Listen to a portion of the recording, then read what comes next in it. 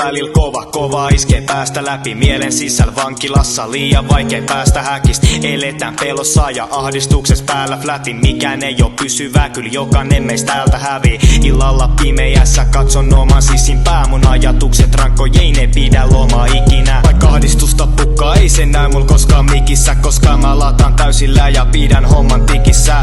Tarpoinut pohjaa pitkin, mut mä pidän pääni pystys, kunnon biisi pihal tuntuu niinku olis lääni myynyt. Se tuntuu hyvältä, et projekti on valmis, siitä mä saan voimaa ja sitä mä monesti tun tarvii.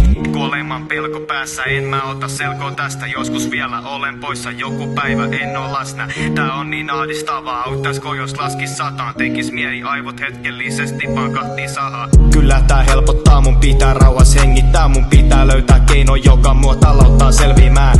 Nää kellat vielä joku päivä haluan selvittää, joku päivä lähden yksin miettiin kauas metsin täältä. Sit selvitän nää kellat lopullisesti ja sit loppujen lopuksi iloisena nauran penkillä.